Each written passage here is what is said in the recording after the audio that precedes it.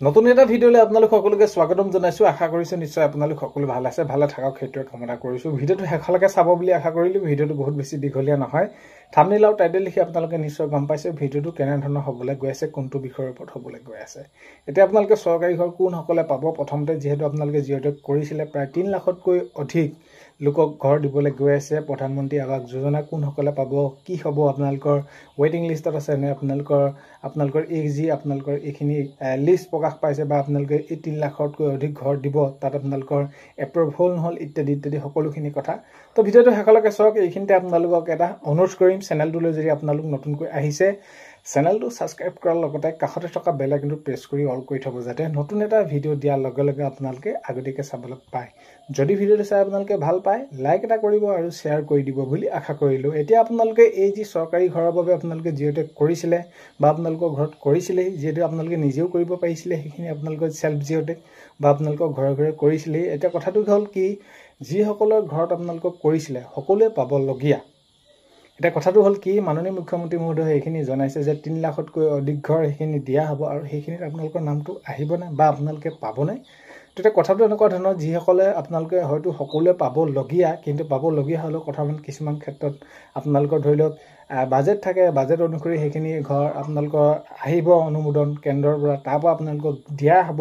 তো আপোনালোকৰ কথাটো এইটোৱে যে আপোনালোকে আবেদন কৰিছিলে সেইখিনি চেল হয় বা আপোনালোকৰ এই যি পাবলগীয়া ক্ৰমান্বয়ে পৰ্যায়ক্ৰমে আপোনালোকে সকলোৱে পাব। আৰু এইখিনি ক্ষেত্ৰত আগন্তুক এইকেইদিনৰ ভিতৰতে অলপ ভাল খবৰ এটা ওলোৱা আপোনালোকৰ বাবে সম্ভাৱনা আছে, যিহেতু এই যি চৰকাৰী ঘৰ দিয়াৰ ক্ষেত্ৰত অতি সোনকালে সেইখিনি কাৰ্যকৰী দিশে আগবঢ়াৰ কথা কৈছিলে। তো আগন্তুক সময়ত এতিয়া আপোনালোকৰ বাবে এই যি লিষ্ট প্ৰকাশ পাব বা আপোনালোকক কোনসকলে পাব নাপাব, তাত আপোনালোকে বহুত বেছি চিন্তা নকৰিব, কিয়নো পৰ্যায়ক্ৰমে আপোনালোকে সকলোৱে ঘৰ পাব।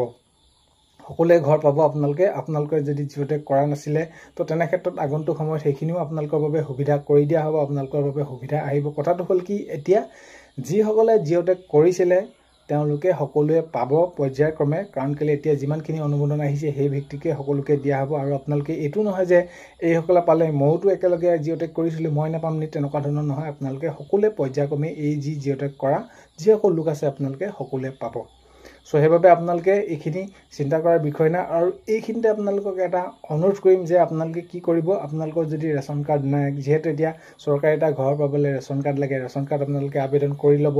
আবেদন কৰি ল'লে আপোনালোকে চৰকাৰী ঘৰ হওক, অৰুণোদয় হওক, বিভিন্ন ধৰণৰ আজিকালি এতিয়া আটাইতকৈ গুৰুত্বপূৰ্ণ নথিপত্ৰটো হৈছে আপোনালোকৰ ৰেচন কাৰ্ডখন। চ' সেইবাবে আপোনালোকে ৰেচন কাৰ্ডখন অতি সোনকালে আপোনালোকৰ নামত কৰি ল'ব। যদি নাই, যদি আছেতো আপোনালোকে সুবিধাসমূহ পায়ে আছে বাৰু। যি কি নহওক, এতিয়া এই যি চৰকাৰী ঘৰৰ ক্ষেত্ৰত আগন্তুক সময়ত খবৰসমূহ আহি থাকিলে আপোনালোকক নিশ্চয় ভিডিঅ'ৰ জৰিয়তে জনাবলৈ চেষ্টা কৰিম, কেতিয়া কেনেদৰে কি আহে বা কেনেকুৱা ধৰণৰ কি হয়।